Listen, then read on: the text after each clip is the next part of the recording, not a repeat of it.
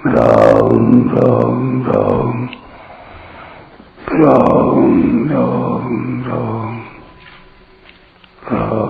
राम राम नारायण नारायण। अपाने जुह्वति प्राणम् प्राणे पानं तथा परे प्राणापान गतिरुद्ध्वा प्राणायाम परायणाः अपरे नियताहारा प्राणान् प्राणेषु जुह्वति सर्वेप्येते यज्ञविदो यज्ञाक्षापित कल्मषाः। 29वां और 30वां श्लोक। दूसरे कितने ही प्राणायाम के परायण हुए योगी लोग अपान में प्राण का पूरक करके प्राण और अपान की गति रोककर फिर प्राण में अपान का हवन करते हैं, तथा अन्य कितने ही नियमित आहार करने वाले प्राणों का प्राणों में हवन किया करते हैं। ये सभी साधक यज्ञों द्वारा पापों का नाश करने वाले और यज्ञों को जानने वाले हैं। व्याख्या। अपाने जुह्वति प्राणम प्राणे पानम तथा परे प्राणापान गति रुद्ध्वा प्राणायाम परायणः। प्राण का स्थान हृदय ऊपर तथा अपान का स्थान गुदा नीचे है। योग चूड़ामण्युपनिषद में भी आया है, हृदय प्राणः स्थितो नित्यमपानो गुदमंडले। श्वास को बाहर निकालते समय वायु की गति ऊपर की ओर तथा श्वास को भीतर ले जाते समय वायु की गति नीचे की ओर होती है।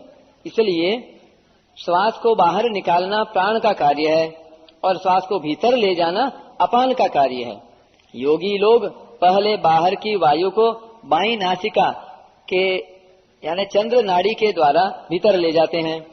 वह वायु हृदय में स्थित प्राण वायु को साथ लेकर नाभि से होती हुई स्वाभाविक ही अपान में लीन हो जाती है। इसको पूरक कहते हैं। फिर वे प्राण वायु और अपान वायु दोनों की गति रोक देते हैं। न तो श्वास बाहर जाता है और न श्वास भीतर ही आता है। इसको कुंभक कहते हैं। इस पर एक टिप्पणी। इस 29वें श्लोक में अपरे कर्ता और जुह्वति क्रिया एक ही आई है, अतः यहाँ पूरक कुंभक और रेचक पूर्वक किया जाने वाला एक ही प्राणायाम रूप यज्ञ लिया गया है।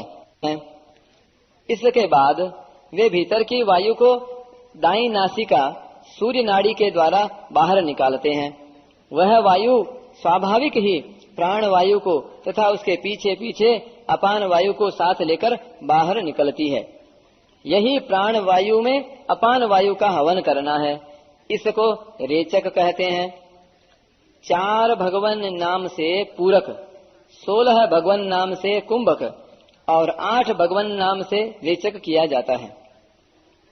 इस प्रकार योगी लोग पहले चंद्र नाड़ी से पूरक, फिर कुंभक और फिर सूर्य नाड़ी से रेचक करते हैं। इसके बाद सूर्य नाड़ी से पूरक, फिर कुंभक और फिर चंद्र नाड़ी से रेचक करते हैं। इस तरह बार बार पूरक कुंभक रेचक करना प्राणायाम रूप यज्ञ है। परमात्मा प्राप्ति के उद्देश्य से निष्काम भाव पूर्वक प्राणायाम के परायण होने से सभी पाप नष्ट हो जाते हैं। गीताध्ययन शीलस्य प्राणायाम परस्य च नैव शान्तिः पापानि पूर्वजन्म कृतानि च। अपरे नियताहारः प्राणान् प्राणेषु जुह्वति।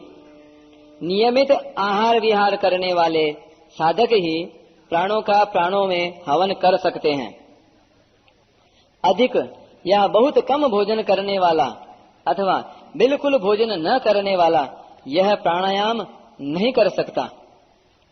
प्राणों में हवन करने का तात्पर्य है प्राण का प्राण में और अपान का अपान में हवन करना, अर्थात प्राण और अपान को अपने अपने स्थानों पर रोक देना, न श्वास बाहर निकालना और न श्वास भीतर लेना। इसे स्तंभ वृत्ति प्राणायाम भी कहते हैं। इस प्राणायाम से स्वाभाविक ही वृत्तियां शांत होती हैं और पापों का नाश हो जाता है। केवल परमात्मा प्राप्ति का उद्देश्य रखकर प्राणायाम करने से अंतःकरण निर्मल हो जाता है और परमात्मा प्राप्ति हो जाती है। सर्वे प्येते यज्ञ विदो यज्ञ क्षपित कल्मषाः। 24वें श्लोक से 30वें श्लोक के पूर्वार्ध तक जिन यज्ञों का वर्णन हुआ है उनका अनुष्ठान करने वाले साधकों के लिए यहाँ सर्वे प्येते पद आया है।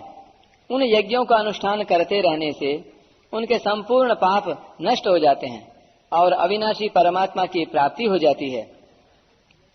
वास्तव में संपूर्ण यज्ञ केवल कर्मों से संबंध विच्छेद करने के लिए ही हैं। ऐसा जानने वाले ही यज्ञवित अर्थात यज्ञ के तत्व को जानने वाले हैं। कर्मों से सर्वथा संबंध विच्छेद होने पर परमात्मा का अनुभव हो जाता है। जो लोग अविनाशी परमात्मा का अनुभव करने के लिए यज्ञ नहीं करते, प्रत्युत इस लोक और परलोक स्वर्ग आदि के विनाशी भोगों की प्राप्ति के लिए ही यज्ञ करते हैं, वे यज्ञ के तत्व को जानने वाले नहीं हैं। कारण कि विनाशी पदार्थों की कामना ही बंधन का कारण है। गता गतं काम कामा लभन्ते। अतः मन में कामना वासना रखकर परिश्रम पूर्वक बड़े बड़े यज्ञ करने पर भी जन्म मरण का बंधन बना रहता है।